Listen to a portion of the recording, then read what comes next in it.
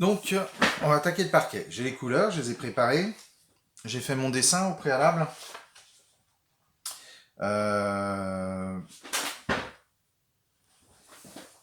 Je reprendrai plus tard tous mes contrastes. J'ai envie que ça soit plus fort. Après, si je monte trop vite mes contrastes, alors que j'ai pas fait cette partie-là, je peux me tromper. Ça peut être prudent de laisser ce type de contraste-là, de s'en contenter, de venir faire le personnage, le fond, d'avancer tout ensemble, et ensuite revenir chercher des contrastes à certains endroits. Je l'ai dit, je le répète, ça peut être bien, ça dépend de chacun, de travailler un petit peu de façon homogène à l'aquarelle. Monter ici, monter ici, monter ici. Monter les couleurs. Quand je dis monter les couleurs, c'est contraster les couleurs, les rendre de plus en plus foncées. Mais si je veux ne pas me tromper, il peut être prudent de s'arrêter en cours de route, faire ceci, faire la plante, faire mon personnage, et revenir à la fin sur les derniers contrastes. Donc là, je vais attaquer cette partie-là. On voit bien qu'on a des nuances qui sont assez fortes entre les différentes lattes. Donc je vais essayer de travailler sur ces nuances-là. Alors, est-ce que je dois mettre la couleur la plus claire partout et la couleur la plus foncée par-dessus? Ce serait peut-être malin. Ça me ferait peut-être gagner du temps.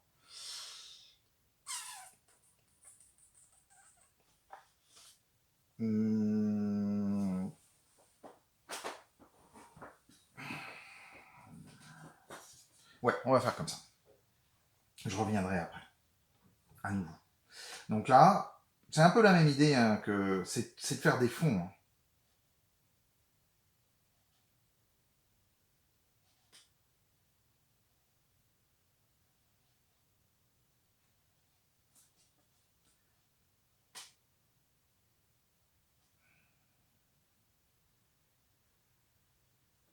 Je m'applique. J'essaye de ne pas déborder, comme quand on fait du coloriage. Respirer doucement en même temps qu'on peint. Ou accompagner les gestes les plus difficiles par un souffle, mais ne pas s'arrêter. Faut pas bloquer sa respiration. Alors là, en parlant, j'ai pas le choix, hein, je suis bien obligé de respirer.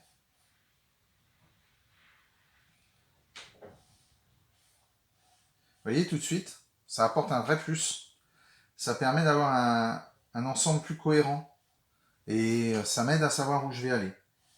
Eh bien écoutez, je ne savais pas si c'était la bonne décision, mais ça ne me déplaît pas.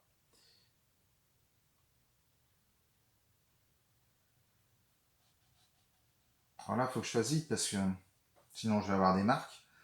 Après, c'est un papier qui semble beaucoup marqué, contrairement à d'autres. Donc il faut que j'accepte ces marques qui vont amener peut-être un style, un grain particulier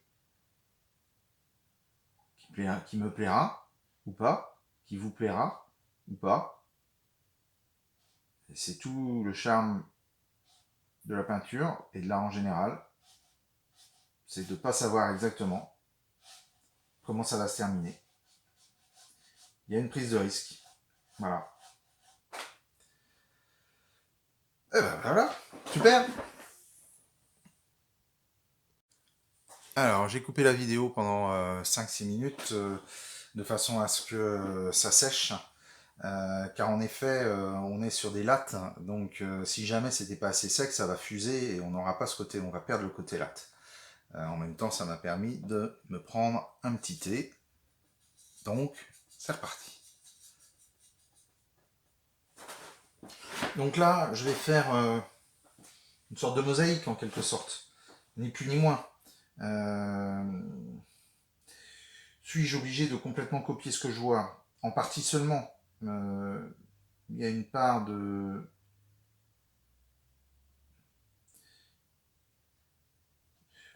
création, je n'irai pas jusque là, mais certaines parts de liberté quand même. On a l'esprit, la personne qui pose et moi-même ainsi que les enfants et les amis reconnaîtront l'intérieur de la maison. Ils verront le tableau.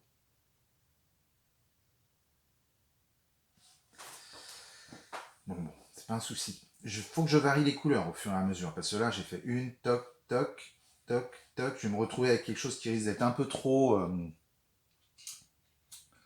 symétrique. Donc je reprends un peu d'ocre qui est plus jaune. Et ici je vais faire quelque chose d'un petit peu plus jaune par exemple.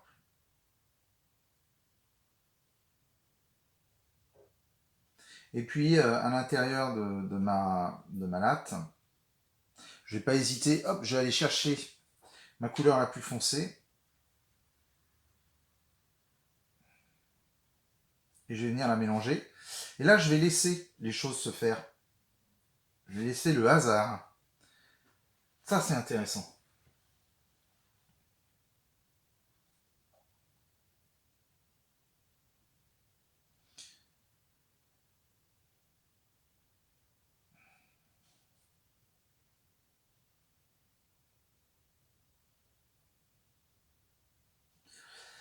Regardez bien comment je tiens le pinceau. Vous avez vu que pour faire un trait droit, parfois, je m'y reprends à plusieurs fois. Je viens délicatement, prudemment au bord. Je ne vais pas direct dessus. Là, vous voyez, j'ai légèrement bougé, j'ai légèrement débordé. Bah, c'est pas grave. Je vais prendre une autre couleur. Je vais faire un troisième marron qui sera plus chaud. Je suis allé prendre l'ocre là-bas, que je vous avais montré précédemment. L'ocre. Le marron acajou.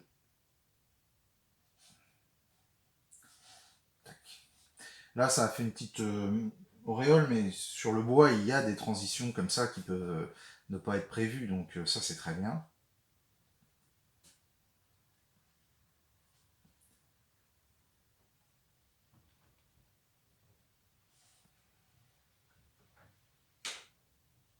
Alors, ce qu'il faut, c'est qu'il y ait assez d'eau pour éviter ce genre de petits désagréments, si on trouve que c'est un désagrément, évidemment.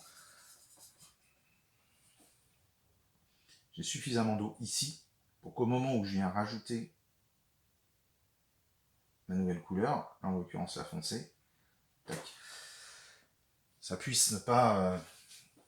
Alors si j'ai trop d'eau, si je trouve que j'ai trop d'eau, j'ai fait ça. C'est toute la peinture que j'avais dans le pinceau. Et ensuite, vous avez vu, hop, il suffit d'appuyer un tout petit peu et tac, ça devient beaucoup plus clair. Alors, je continue, j'ai repris mon ocre de base. Donc je vais toutes les faire, hein. Là, je les fais décaler pour pas qu'elles se chevauchent et qu'elles fusent les unes dans les autres. Alors il y en a des clairs, il y en a des plus foncés. Donc je fais exprès d'en avoir des clairs, des plus foncés, puis on verra. De toute façon, on verra tout ça. Ça pourra être pris plusieurs fois. Hein. Vous avez vu que c'était pas un souci. On peut passer plusieurs fois par-dessus. Et finalement, dans certains cas, ça dépend de votre papier, ça dépend de votre aquarelle, ça dépend du temps de séchage, enfin tout un tas de trucs, la quantité d'eau que vous mettez. Mais vous pouvez très bien faire plusieurs passages et garder finalement la fameuse transparence de l'aquarelle. Elle disparaît pas, même après avoir fait 3, 4. Ah, on conseille de faire 3 couches. On dit qu'à la quatrième, on commence à gouacher. Là, vous voyez, j'ai fait 3, 4 passages. Euh, Peut-être on perd un peu de transparence. Et encore, vous voyez encore le crayon de bois ici. Ça veut dire qu'il y a encore de la transparence. Enfin, je sais pas si vous le voyez d'ailleurs. Euh,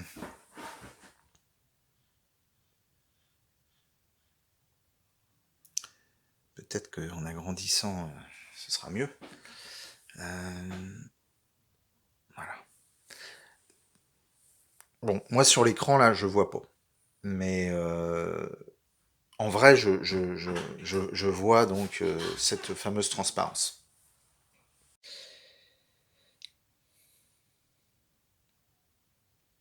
Pendant que mon téléphone se retrouvait avec une batterie déchargée, et que je le rechargeais. Et j'ai travaillé cette partie-là. Alors c'est la suite de ce que vous avez vu, hein, ni plus ni moins. J'ai juste continué à faire des lattes de couleurs différentes. Voilà.